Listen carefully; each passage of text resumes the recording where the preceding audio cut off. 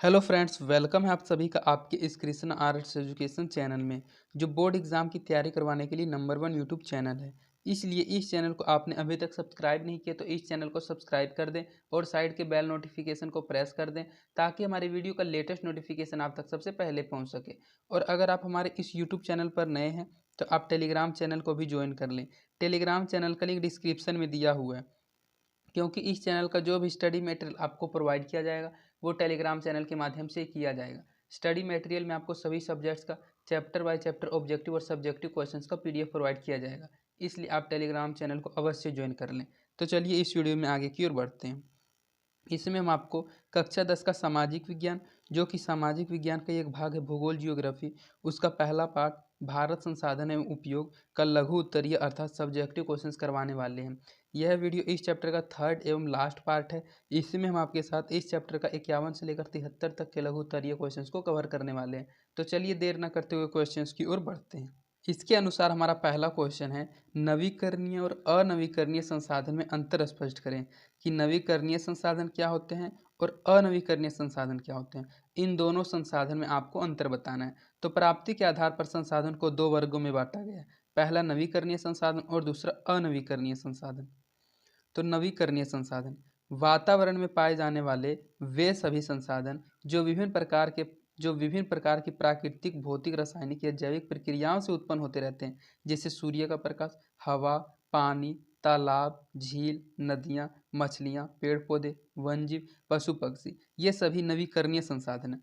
नवीकरणीय संसाधन में आपको सिर्फ इतना समझना है कि वैसा संसाधन जो कि विभिन्न प्रकार की प्राकृतिक, भौतिक, रासायनिक या जैविक प्रक्रियाओं से बार बार उत्पन्न होता रहता है, अर्थात ये संसाधन समाप्त होने वाले संसाधन नहीं हैं। ये संसाधन नवीकरणीय संसाधन कहलाते हैं। और अनवीकरणीय संसाधन वे संसाधन कहलाते हैं जिसका भंडार निश्चित होता है, अर्थात वे समाप्त हो सकते हैं। तो अनवीकरणीय संसाधन, इसके अंतर्गत वे सभी संसाधनों को रखा गया है जो धात्विक हो या अधात्विक, एक निश्चित भंडार के रूप में पृथ्वी के अंदर जमा है। इन्हें कृत्रिम रूप से पुनः बनाया जाना संभव नहीं है, अतः एक बार इनके भंडार समाप्त हो जाने पर कठिनाई होती है, जैसे कोयला, पेट्रोलियम, लौह अयस्क, बॉक्साइट, मैंगनीज आदि। ये सभी अनवीकरणीय संसाधन के अंतर्गत आते हैं, अर्थात कोयला, पेट्रोलियम, लौह अयस्क, बॉक्साइट और मैंगनीज ये सभी अनवीकरणीय संसाधन के उदाहरण हैं। तो इस एक ही क्वेश्चन में आपको दो क्वेश्चन समझना है कि अनवीकरणीय और नवीकरणीय संसाधन किसे कहते हैं। तो अनवीकरणीय संसाधन वे संसाधन होते हैं जिसका भंडार निश्चित होता है, जो समाप्त हो सकते हैं, और अनवीकरणीय संसाधन वे होते हैं जो प्राकृतिक, भौतिक, रासायनिक, जैविक प्रक्रियाओं से उत्पन्न होते रहते हैं, जैसे कि सूर्य का प्रकाश, जैसे कि हवा, पानी, तालाब, झील, नदियाँ, मछलियाँ, पेड़ पौधे, वन्यजीव, पशु पक्षी, ये जो सभी के सभी संसाधन हैं ये नवीकरणीय संसाधन है, अर्थात ये संसाधन समाप्त नहीं होंगे। ये संसाधन पुनः पूर्ति योग्य संसाधन है, इसलिए प्राप्ति के आधार पर ही संसाधन को दो वर्गों में बांटा गया, और पहला आधार नवीकरणीय संसाधन है और दूसरा आधार जो है अनवीकरणीय संसाधन है। तो इस प्रकार आप नवीकरणीय और अनवीकरणीय संसाधन में अंतर को स्पष्ट कर देंगे। इसके बाद आपका नेक्स्ट क्वेश्चन है, बाघ महोत्सव और बाघ परियोजना क्या है। वन महोत्सव और बाघ परियोजना क्या है। वन महोत्सव, सबसे पहले आप समझ लीजिए कि वन महोत्सव क्या है, उसके बाद हम समझेंगे बाघ परियोजना। तो वन संरक्षण और वन विकास की दिशा में उठाया गया एक महत्वपूर्ण कदम है जो वन महोत्सव है। यह वन संरक्षण और वन विकास की दिशा में उठाया गया एक महत्वपूर्ण कदम है। इसमें प्रतिवर्ष नए वन लगाए जाते हैं। 1952 ईस्वी से प्रत्येक वर्ष वन महोत्सव मनाया जाता है। गोष्ठियाँ होती हैं, इसमें वन के महत्व पर चर्चा की जाती है, विचार विमर्श किया जाता है और आगे की योजना बनाई जाती है। इसके बाद आप समझ लीजिए बाघ परियोजना क्या है। तो बाघ जैसे महत्वपूर्ण वन्य जीव की सुरक्षा एवं वृद्धि के लिए बनाई गई योजना है। बाघ परियोजना बाघ जैसे महत्वपूर्ण वन्य जीव की सुरक्षा एवं वृद्धि के लिए बनाई गई एक योजना है। इसके अंतर्गत 27 बाघ अभयारण्य हैं, जैसे उत्तराखंड में कार्बेट, झारखंड में बेतला, मध्य प्रदेश में कान्हा, उड़ीसा में नंदकानन अभयारण्य बनाए गए हैं, जिसका परिणाम यह हुआ है कि दिनों दिन बाघ की संख्या में वृद्धि होने लगी है और अच्छा परिणाम मिलने लगा है। क्योंकि अगर बाघ परियोजना नहीं चलाया जाता तो बाघ जैसे महत्वपूर्ण वन्य जीव की सुरक्षा करना बहुत ही कठिन हो जाता और धीरे धीरे ये जीव भी लुप्त होने लग जाते। और वन महोत्सव का मुख्य कार्य यह है कि वन महोत्सव वन संरक्षण और वन विकास की दिशा में उठाया गया एक महत्वपूर्ण कदम है। इसमें प्रति वर्ष नए वन लगाए जाते हैं। 1952 ईस्वी से प्रत्येक वर्ष वन महोत्सव मनाया जाता है। इसमें गोष्ठियाँ होती है, इसमें वन के महत्व की चर्चा की जाती है और विचार विमर्श करके इसको आगे बढ़ाने की योजना बनाई जाती है। तो वन महोत्सव और बाघ परियोजना क्या है, इस बात को आप अच्छे से समझ गए होंगे। इसके बाद आपका नेक्स्ट क्वेश्चन है कि सौर ऊर्जा का उत्पादन कैसे होता है। जो सौर ऊर्जा है उस सौर ऊर्जा का उत्पादन कैसे होता है, निर्माण कैसे होता है। तो सूर्य से आने वाली किरणें जब फोटोवोल्टाइक सेलों पर पड़ती हैं तब सूर्य किरणें ऊर्जा में परिवर्तित हो जाती है, जिसे सौर ऊर्जा कहा जाता है। कम लागत में अधिक ऊर्जा प्राप्त करने का एक अनोखा साधन है। भारत के पश्चिमी भाग गुजरात और राजस्थान में सौर ऊर्जा की अपार संभावनाएं हैं। सौर ऊर्जा वैसी ऊर्जा है जो सूर्य से आने वाली किरणें जब फोटो वोल्टाइक सेलों पर पड़ती हैं तब सूर्य की जो किरणें होती हैं वे ऊर्जा के रूप में परिवर्तित हो जाती हैं, जिसे ही हम लोग सौर ऊर्जा कहते हैं।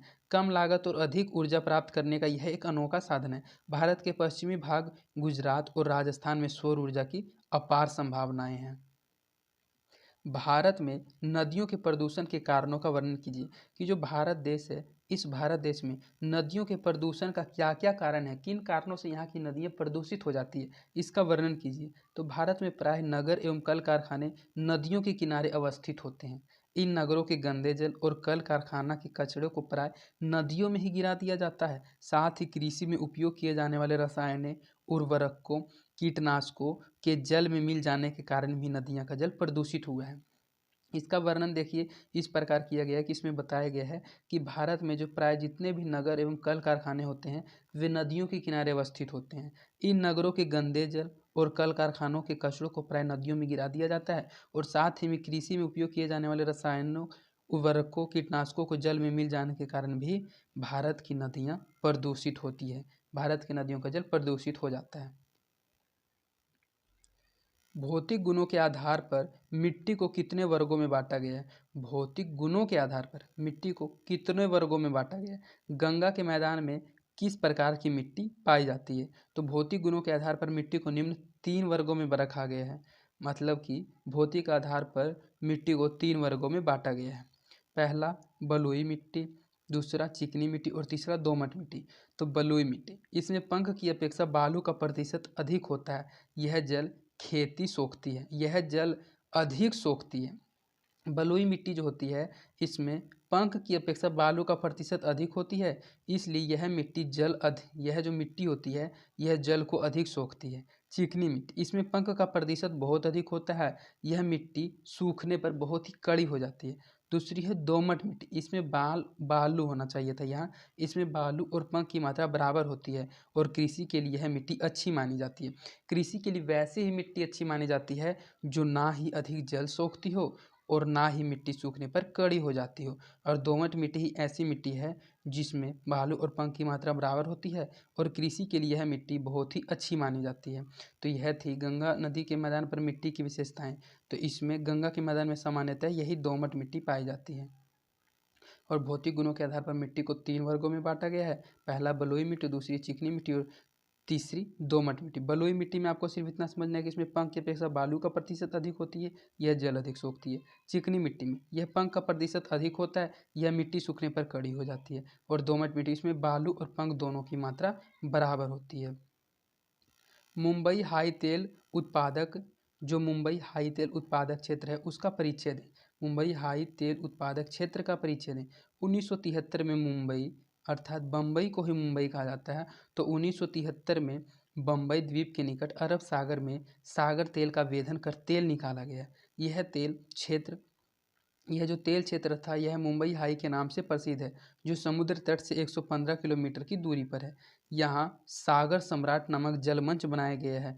जो सागर सम्राट है इसका एक अलग से क्वेश्चन हमने आपको सेकंड पार्ट वाले वीडियो में पढ़ाया है, इसलिए अगर आपने इसका फर्स्ट और सेकंड पार्ट नहीं देखा है तो आप डिस्क्रिप्शन में दिए गए लिंक जियोग्राफी सब्जेक्टिव क्वेश्चंस की प्लेलिस्ट में जाकर इसके फर्स्ट और सेकंड पार्ट वाले वीडियो को भी देख सकते हैं।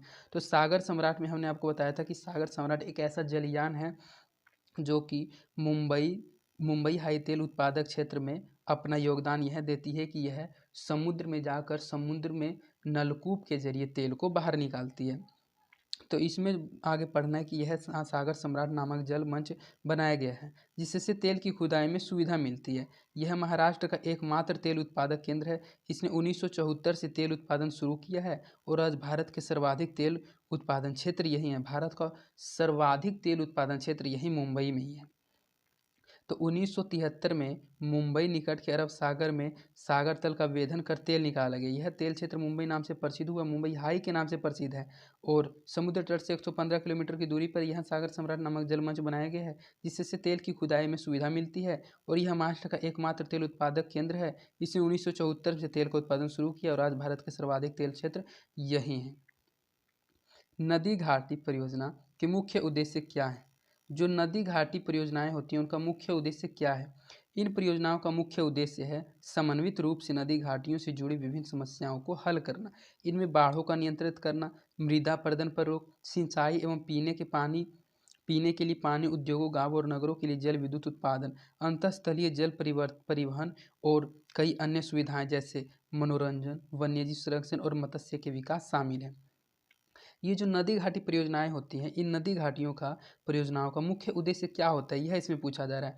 तो इन नदी घाटियों परियोजनाओं का मुख्य उद्देश्य यह होता है कि सबसे पहले तो ये नदी घाटियों से जुड़ी विभिन्न समस्याओं का हल कर देते हैं, ये बाढ़ों का नियंत्रण कर लेते हैं, मृदा अपरदन को रोक देते हैं, सिंचाई की सुविधा कर देते हैं एवं पीने के लिए पानी को उपयोग में लाते हैं। ये उद्योगों में काम आते हैं, गाँवों और नगरों के जल विद्युत उत्पादन में काम आते हैं, अंतःस्थलीय जल परिवहन और कई अन्य सुविधाएं जैसे मनोरंजन, वन्यजीव संरक्षण और मत्स्य विकास शामिल है। ये सभी के सभी नदी घाटी परियोजनाएं के मुख्य उद्देश्य हैं।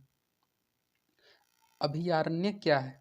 अभयारण्य क्या है? किन्हीं दो के नाम लिखें और उनकी स्थिति बताएं। तो वन्य प्राणियों को सुरक्षित रखने के लिए, उन्हें भविष्य में लुप्त होने से बचाने के लिए सरकारी स्तर पर कई प्रकार के प्रयास किए गए हैं। उन्हीं में एक वन्य जीव अभयारण्य स्थापित किया जाता है जिसमें सक्षम पदाधिकारी की अनुमति के बिना किसी भी पक्षी या पशु को मारना, शिकार करना या पकड़ना वर्जित होता है। अभयारण्य बस एक ऐसी अभयारण्य में आपको सिर्फ इतना समझना है कि वन्य प्राणियों अर्थात वन में रहने वाले जीव जंतुओं की सुरक्षा के लिए उन्होंने भविष्य में उसे लुप्त होने से बचाने के लिए सरकारी स्तर पर कोई प्रकार के प्रयास किए गए हैं। उन्हीं में से एक वन्य जीव अभयारण्य स्थापित किया गया जिसमें सक्षम अधिकारी की अनुमति के बिना किसी भी पक्षी या पशु को मारना या उसका शिकार करना या उसको पकड़ना वर्जित होता है। भारतवर्ष में कुल 513 अभयारण्य स्थापित हैं जिसमें असम राज्य का काजीरंगा और अरुणाचल प्रदेश राज्य में नामदफा महत्वपूर्ण माना जाता है। आप असम का काजीरंगा जानते होंगे और अरुणाचल प्रदेश का नामदफा जानते होंगे। ये सभी के सभी एक प्रकार के अभयारण्य हैं और अभी तक भारतवर्ष में कुल 513 अभयारण्य स्थापित कर दिए गए हैं और इन अभयारण्य से वन्य जीव को संरक्षित किया जा रहा है और इनकी प्रजातियों को लुप्त होने से भी बचाया जा रहा है। पृथ्वी को नीला ग्रह की संज्ञा क्यों दी जाती है? जो हमारा पृथ्वी है उसको नीला ग्रह क्यों कहा जाता है अर्थात नीला ग्रह की संज्ञा क्यों दी जाती है? तो इसका बहुत ही शॉर्ट आंसर है कि पृथ्वी के 71% भाग पर जल की उपस्थिति के कारण यह अंतरिक्ष से नीले रंग का दिखलाई पड़ता है। यही कारण है कि इसे नीला ग्रह कहा जाता है। पृथ्वी को नीला ग्रह कहा जाने का सिर्फ एक ही कारण है क्योंकि पृथ्वी के भौगोलिक क्षेत्र में 71% भाग पर जल की उपस्थिति है और बहुत अधिक प्रतिशत पर जल की उपस्थिति के कारण जब यह अंतरिक्ष से पृथ्वी को देखा जाता है तो जल की अधिकता के कारण पृथ्वी का नीले रंग का दिखाई पड़ता है और यही कारण है कि इसको नीला रंग दिखाई करने के कारण इसे नीला ग्रह कहा जाता है। वन विनाश के दो मुख्य कारकों का उल्लेख करें। वन का विनाश अर्थात वन के विनाश किस प्रकार हो सकते हैं, इसका दो मुख्य कारक के बारे में बताएं। तो वन विनाश के दो मुख्य कारक निम्नलिखित हैं। पहली, बढ़ती जनसंख्या। अगर जनसंख्या बढ़ेगी तो वनों का विकास होगा। इसके कारण जलावान, फर्नीचर, मकान आदि में लकड़ी के लिए वनों का विनाश हो रहा है। अगर जनसंख्या बढ़ेगी तो सबसे पहले तो उनके रहने के लिए अलग से घर बनाए जाएंगे, इसलिए वन का विकास किया जाएगा। और फर्नीचर, मकान निर्माण आदि में लकड़ी के लिए वनों का विनाश हो रहा है। और दूसरा, हमने एक ही पॉइंट में दोनों बात बता दिया लेकिन दूसरा पॉइंट वही पहले पॉइंट जैसे रिलेटेड है। आवासीय क्षेत्रों का प्रसार। आवास का क्षेत्र इतना बढ़ गया है कि लोग अब जंगल के क्षेत्रों में आवासों का विस्तार कर रहे हैं। इसलिए बढ़ती जब जनसंख्या बढ़ेगी तो सबसे पहले तो लोगों को आवासीय क्षेत्रों का प्रसार करना पड़ेगा। और आवास का क्षेत्र इतना बढ़ गया कि लोग अब जंगल के क्षेत्रों में आवासों का विस्तार कर रहे हैं और वन का विनाश कर रहे हैं। और बढ़ती जनसंख्या के कारण उनको फर्नीचर, मकान निर्माण आदि में लकड़ी के उपयोग के लिए वनों का विनाश करना पड़ रहा है। यही वन विनाश के दो मुख्य कारक का है। झारखंड राज्य के प्रमुख कोयला उत्पादक क्षेत्रों के नाम अंकित कीजिए कि झारखंड राज्य के प्रमुख कोयला उत्पादक क्षेत्र कौन कौन से, उनके नाम बताइए। तो झारखंड राज्य के प्रमुख कोयला क्षेत्र निम्नलिखित हैं, जिसमें से 5 प्रमुख कोयला क्षेत्र आपको बता दिए गए हैं। पहला झरिया, दूसरा बोकारो, तीसरा गिरिडीह, चौथा कर्णपुरा तथा पांचवा रामगढ़। झरिया, बोकारो, गिरिडीह, कर्णपुरा तथा रामगढ़ ये सभी के सभी झारखंड राज्य के प्रमुख कोयला क्षेत्र उत्पादक क्षेत्र हैं, जिसमें कोयला का बहुत अधिक मात्रा में उत्पादन किया जाता है। किन्हीं 4 तेल शोधक कारखाने का स्थान निर्दिष्ट कीजिए। किन्हीं 4 तेल शोधक कारखाना, जहाँ तेलों का रिफाइनिंग किया जाता है, तेल शोधन किया जाता है, उन कारखानों का स्थान निर्दिष्ट कीजिए।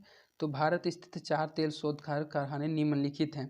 पहला डिगबोई, दूसरा तारापुर, तीसरा बरौनी और चौथा हल्दिया। डिगबोई, तारापुर, बरौनी और हल्दिया ये भारत के 4 ऐसे स्थान हैं जहाँ तेल शोधक कारखाने स्थित हैं।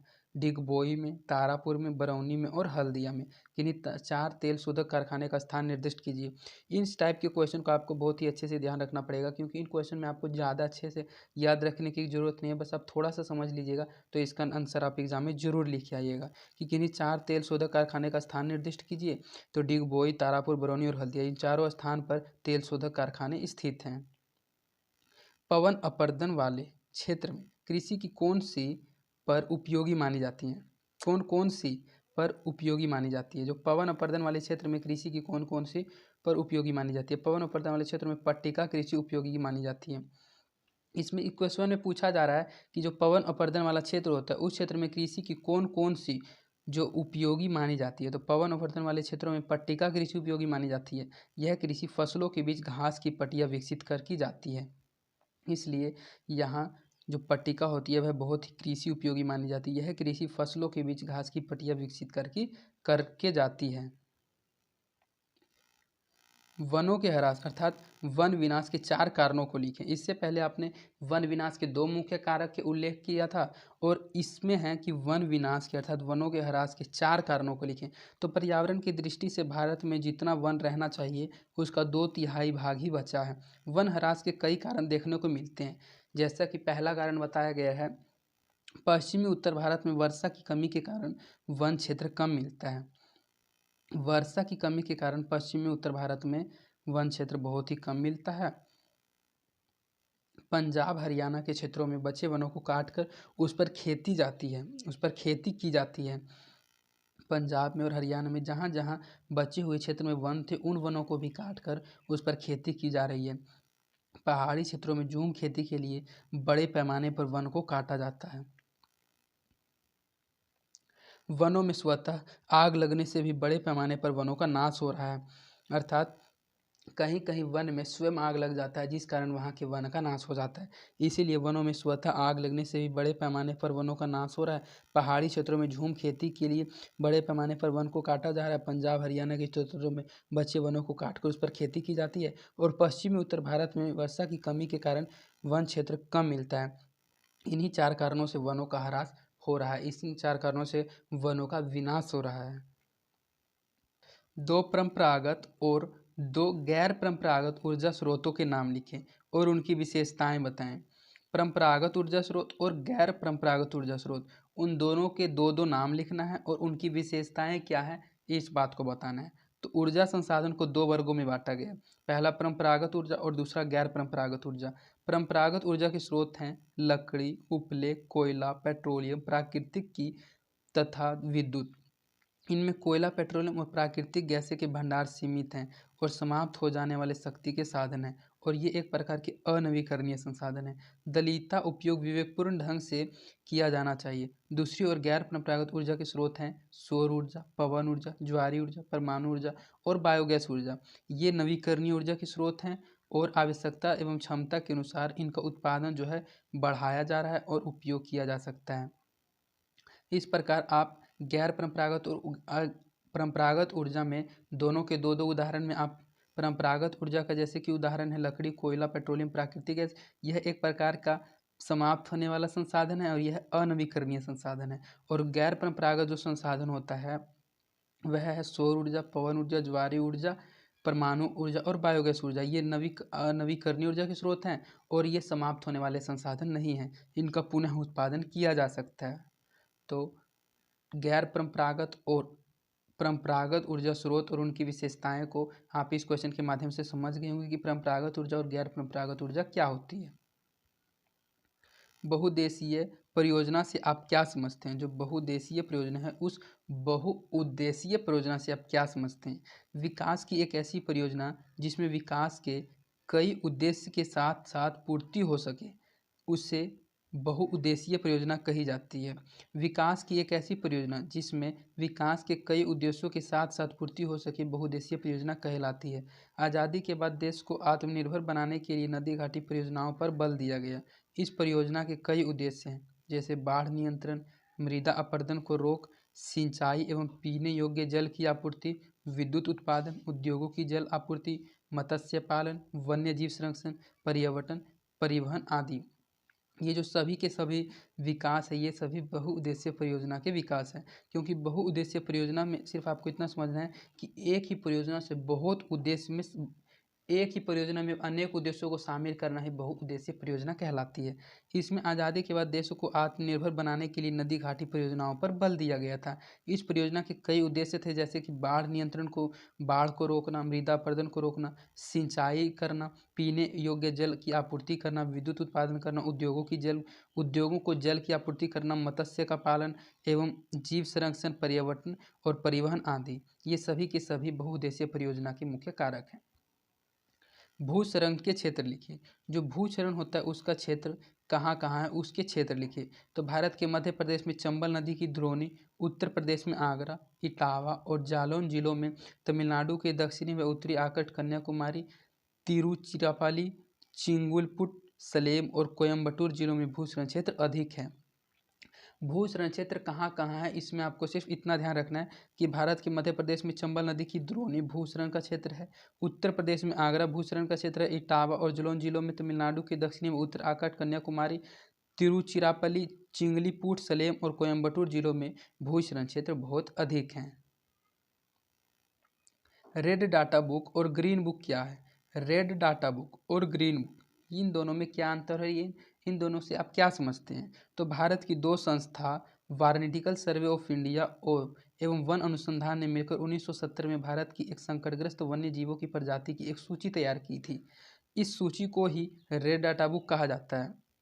रेड डाटा बुक जो है यह भारत की, ये दोनों की दोनों भारत की दो प्रकार की संस्था है, जो वॉनिटिकल सर्वे ऑफ इंडिया और वन अनुसंधान ने मिलकर 1970 में भारत की संकटग्रस्त वन्य जीवों की प्रजातियों की एक सूची तैयार की थी। इस सूची को ही रेड डाटा बुक कहा जाता है। इस प्रकार ऐसे पौधे जो कम संख्या में पाए जाते हैं, विलुप्त होते जा रहे हैं, उनकी एक पुस्तक तैयार की गई जिसे ग्रीन बुक कहा जाता है। विलुप्त हो रहे संकटग्रस्त वन जीवों या पौधों की जानकारी इसलिए की जाती है ताकि उन्हें संरक्षण प्रदान किया जा सके। तो रेड डाटा बुक में तो उन सभी पौधों का, उन सभी जीवों का निरीक्षण किया गया था जो लुप्त होते जा रहे हैं, और उनको लुप्त होने से कैसे बचाया जा सकते, उन सभी का विवरण ही ग्रीन बुक कहलाता है। और विलुप्त हो रहे संकटग्रस्त वन जीवों या पौधों की जानकारी इसलिए की जाती है ताकि उन्हें संरक्षण प्रदान किया जा सके। अंतर्राज्यीय जल विवाद के क्या कारण हैं? जो अंतर्राज्यीय जल विवाद हुआ था, उस जल विवाद के क्या कारण थे? भारत में अनेक ऐसी नदियाँ जो एक से अधिक राज्यों के बीच से होकर बहती है। उत्तर भारत में गंगा, पूर्वी भारत में ब्रह्मपुत्र, दक्षिणी भारत में कृष्णा, कावेरी आदि अनेक ऐसी ही नदियाँ हैं। विकास के इस दौर में सिंचाई, मत्स्य पालन, बहुउद्देशीय परियोजना का निर्माण आदि कार्य नदी से ही जुड़ा है। एक से अधिक राज्यों के बीच नदी जल के इस उपयोग को लेकर कभी कभी आपस में विवाद की स्थिति उत्पन्न हो जाती है। इसीलिए अंतर्राष्ट्रीय जल विवाद के यही सब कारण थे, क्योंकि भारत की अनेक ऐसी नदियां थीं जो एक से अधिक राज्यों के बीच होकर बहती थी। और उत्तर भारत में, जैसे कि बताया गया, उत्तर भारत में गंगा, पूर्वी भारत में ब्रह्मपुत्र, दक्षिणी भारत में कृष्णा, कावेरी आदि अनेक ऐसी नदियां हैं। और विकास के इस दौर में सिंचाई, मत्स्य पालन और बहुउद्देशीय परियोजना का निर्माण आदि सभी का सभी कार्य नदी से ही जुड़ा हुआ था। और इस कारण ही अंतर राज्यों में जल विवाद का मुख्य कारण नदी बन गई थी। और एक से अधिक राज्यों के बीच नदी जल के इस उपयोग को लेकर कभी कभी आपस में विवाद की स्थिति उत्पन्न हो जाती है। वन और वन्य प्राणियों के संरक्षण में सहयोगी रीति रिवाजों का उल्लेख कीजिए। कि वन और वन्य प्राणियों के संरक्षण में सहयोगी रीति रिवाज क्या हैं, उन बातों का उल्लेख कीजिए। तो भारतीय परंपरा का वन और वन्य जीवों के साथ अभिन्न संबंध रहा है। पौराणिक ग्रंथों, कर्मकांडों में वनों और वन्य प्राणियों के काफ़ी महत्व दिया गया है। धार्मिक अनुष्ठानों में लगभग 100 पौधों की प्रजातियों का प्रयोग हमारे रीति रिवाजों में वनों की महत्ता को ही बताता है। सम्राट अशोक ने तो वन्य जीव में जंतुओं के शिकार पर रोक लगा दिया था। जो सम्राट अशोक थे, उन्होंने वन्य जीव में जंतुओं के शिकार पर रोक लगा दिया था। बाबर और जहांगीर के आलेखों में प्रकृति संरक्षण का उल्लेख मिलता है। मुगल चित्रकला में भी वन एवं वन्य प्राणियों से प्रेम की बात पाई जाती है। तो यही वन और वन्य प्राणियों के संरक्षण में सहयोगी रीति रिवाज जो है, इसका उल्लेख इसमें बताया गया है कि भारतीय परंपरा जो है, यह शुरुआत से ही वन और वन्य जीवों के साथ अभिन्न संबंध को जोड़े हुए है। जैसे कि पौराणिक ग्रंथों, कर्मकांडों में वनों पर काफ़ी महत्व दिया गया है। जिस प्रकार पौराणिक ग्रंथ में आपको बताया गया है कि सम्राट अशोक ने तो वन्य में अर्थात वन में जीव जंतुओं के शिकार पर ही रोक लगा दिया था। बाबर और जहांगीर के आलोकों में भी प्रकृति के संरक्षण का उल्लेख मिलता है। और मुगल चित्रकला में भी वन एवं वन्य प्राणियों से प्रेम की बात की जाती है। वन संरक्षण के 4 उपाय बताएं। कि वन को हम लोग कैसे बचाव कर सकते हैं, वन की समस्या को कैसे रोक सकते हैं, उसी वन संरक्षण के 4 उपाय को बताएं। तो वन संरक्षण के लिए निम्नलिखित 4 उपाय किए जा सकते हैं। जिन क्षेत्रों से वन काटे गए हैं, पुनः वृक्षारोपण किया जाए। अर्थात जिन जिन जगह से वन के पेड़ को काट लिया गया है, वहाँ फिर से पेड़ लगाकर वृक्षारोपण कर कर वहाँ वन को फिर से उगाया जा सकता है। वन क्षेत्रों का विकास किया जाए, अर्थात नए क्षेत्रों में वृक्ष लगाए जाएं। अर्थात जितना क्षेत्र में वन है, उस क्षेत्र को विकास करके अन्य क्षेत्र में वृक्ष को लगाकर वन के क्षेत्र को बढ़ाया जाए। वन संरक्षण के लिए एक निश्चित नीति हो और नियम का सही ढंग से पालन किया जाए। वृक्षों में लगने वाले पर्यावरण को संतुलित बनाए रखने में लगने वाले बीमारियों से बचाव की व्यवस्था की जानी चाहिए। कि जो वृक्ष लगाया जाता है, उन वृक्षों को अगर किसी प्रकार की बीमारी होती है तो उसके बचाव की व्यवस्था की जानी चाहिए। और संतुलित बनाए रखने के लिए किसी भी देश के कुल सफल का 33.3% भागों पर वनों का विस्तार होना आवश्यक है। इन 4 उपाय से हम लोग वन को संरक्षित कर सकते हैं। जल प्रदूषण को रोकने के लिए कारगर उपाय क्या हो सकते हैं, लिखें। किन कारगर उपाय से हम लोग जल के प्रदूषण को रोक सकते हैं। तो जल जीव सभी जंतुओं के लिए आवश्यक संसाधन है। जो जल में रहने वाले जीव जंतु होते हैं, वे सभी के सभी एक प्रकार के आवश्यक संसाधन हैं।